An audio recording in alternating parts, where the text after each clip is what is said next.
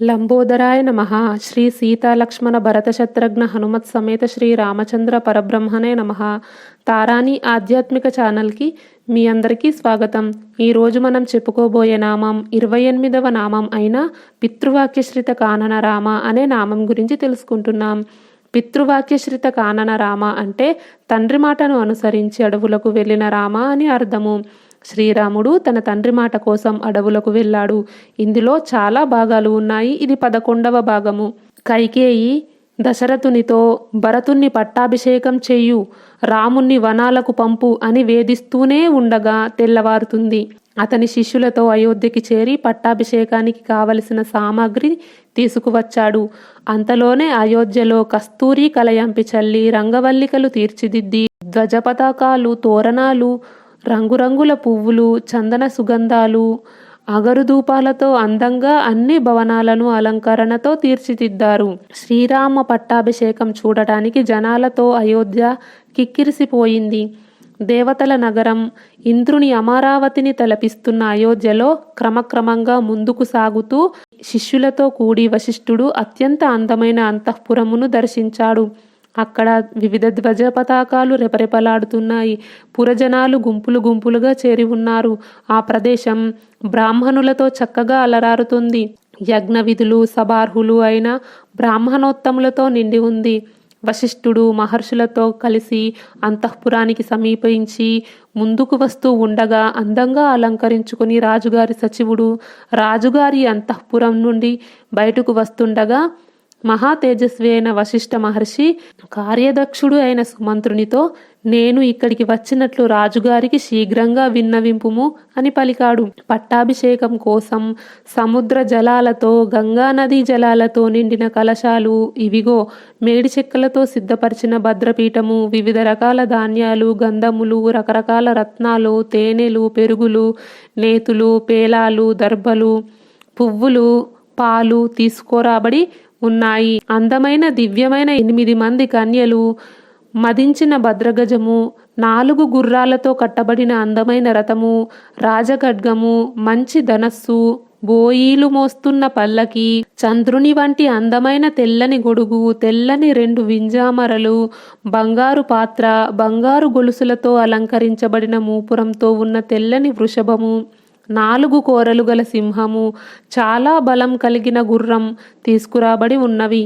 సింహాసనము, పెద్ద పులి చర్మము, వెలుగుతున్న అగ్ని, వీణ, వేణు, మృదంగం, తాళవాద్య సమూహాలు, దేవదాసి గణములు, అందంగా అలంకరించబడిన సుందరీమణులు, ఆచార్యులైన బ్రాహ్మణులు, పవిత్రములైన గోవులు, మృగాలు, పక్షులు, ప్రముఖులు అయిన పురజనులు, జానపదులు, వర్తకులు, శిల్పులు ఇక్కడికి విచ్చేశారు. ఇంకా ప్రియంగా మాట్లాడేవాళ్ళు శ్రీరాముని పట్టాభిషేకం కోసం వచ్చారు. వారు సామంతులతో కలిసి కూర్చున్నారు. మహారాజును తొందరపెట్టుము. ఈ శ్రేయస్కర సమయంలో పుష్యమి నక్షత్రంలో చంద్రుడు ఉన్న శుభముహూర్తంలో శ్రీరాముడు యువరాజు పట్టాభిషిక్తుడు కావాలి. వశిష్ఠ మహర్షి ఆదేశంతో సుమంత్రుడు మహారాజుకు జయము అని పలుకుతూ ఆయన మందిరంలోకి ప్రవేశించాడు. వృద్ధుడైన సుమంత్రుడు రాజమందిరంలో ప్రవేశించేటప్పుడు ఆయనను ఎవరూ ఆపరాదు అనేది రాజాజ్ఞ. అందువల్ల రాజుకు మేలు కోరే ద్వారపాలకుడు ఎవరూ ఆపలేరు. ఆయన పరిస్థితి తెలియక రథసారథి అయిన సుమంత్రుడు సంతోషంగా, ఓ రాజా, ఈ శుభదినంలో నీవు నీ కుమారుడైన శ్రీరాముని పట్టాభిషేకం సందర్భంలో నిండు మనసుతో పరమానందం పొందుము. ఈ సూర్యోదయ సమయంలోనే ఇంద్రుని రథసారథి అయిన మాతలి దేవేంద్రుని ప్రస్తుతిస్తూ మేల్కొలిపాడు. అప్పుడు ఇంద్రుడు దానవులను అందరినీ జయించాడు. అలాగే నేను కూడా నిన్ను ప్రస్తుతిస్తూ మేల్కొల్పుతున్నాను. నీవు ఇంద్రునిలాగా శుభపరంపరతో పురోగమిస్తావు. స్వయంభువు సృష్టికర్త అయిన బ్రహ్మదేవుని వేదాంగ చతుర్దశ విద్యలు మేల్కొల్పినట్లు నేను నిన్ను మేల్కొల్పుతున్నాను. సూర్య చంద్రులు సకల ప్రాణికోటితో నిండిన ఈ భూమండలాన్ని జాగృతం చేయనట్లు ఓ రాజా నేను నిన్ను మేల్కొల్పుతున్నాను. ఓ మహారాజా, త్వరగా లేవండి. పట్టాభిషేక మహోత్సవ సమయానికి తగ్గట్టు మంగళాచారాలను పూర్తి చేయండి. ఓ రాజా, సూర్య చంద్రులు, పరమశివుడు, కుబేరుడు, వరుణుడు, అగ్నిదేవుడు, దేవేంద్రుడు మొదలైన దేవతలంతా మీకు విజయాన్ని ప్రసాదించాలి. ఓ రాజా, సకల శుభములను చేకూర్చు రాత్రి గడిచింది. మీ ఆదేశానుసారం పట్టాభిషేక కార్యములు అన్నీ పూర్తి చేశాము. త్వరగా జాగృతి వహించి మిగిలిన పనులకు సిద్ధం అవ్వండి. శ్రీరాముని పట్టాభిషేకం కోసం ముందుగా చేయవలసిన పనులన్నీ పూర్తి అయినవి. పురజనులు, జానపదులు నమస్కరించి వేచి ఉన్నారు. ఓ రాజా, పుణ్యుడైన వశిష్ఠ మహర్షి బ్రాహ్మణోత్తములతో కలిసి ద్వారము దగ్గర నిలిచి ఉన్నాడు. శ్రీరాముని పట్టాభిషేక కార్యమును ప్రారంభించడానికి ఆజ్ఞ ఇవ్వండి. రాజు లేని సమయంలో ఆ రాజ్యం కాపరి లేని పశువుల వలె, నాయకుడు లేని సేనలాగా, వృషభం లేని గోవులలాగా వెలవెలబోతుంది అనగానే ఆ సమయంలో రాజు తన కొడుకు ఎడబాటును ఊహించుకుంటూ మనశ్శాంతిని కోల్పోయాడు. ఎక్కువగా ఏడవటం వల్ల ఆయన కన్నులు ఎర్రగా మారిపోయాయి. శ్రీమంతుడు అయిన మహారాజు తలపైకెత్తి సుమంత్రుణ్ణి చూడగానే, ఇంతవరకు కైకేయి మాటల దెబ్బకు గాయపడిన నా హృదయమును పుండు మీద కారం చల్లినట్లు నీ మాటలు నన్ను ఇంకా బాధిస్తున్నాయి అని సుమంత్రుడితో పలికాడు. సుమంత్రుడు దశరథుని వచనాలను విని చేతులు జోడించి దుఃఖితుడై ఉన్న ప్రభువును చూసి తానున్న ప్రదేశం నుండి ఒక అడుగు వెనక్కు వేశాడు. జరిగిన సంఘటనలు చెప్పడానికి దశరథునికి అతను ఉన్న పరిస్థితుల్లో మాటలు రాకపోవటంతో కైకేయి సుమంత్రునితో ఇలా అంటుంది: ఓ సుమంత్ర, రాత్రి మొత్తం రామాభిషేక సంతోషంతో మేల్కొని ఉండటం వల్ల ఇప్పుడు గాఢ నిద్రలో మునిగి ఉన్నాడు.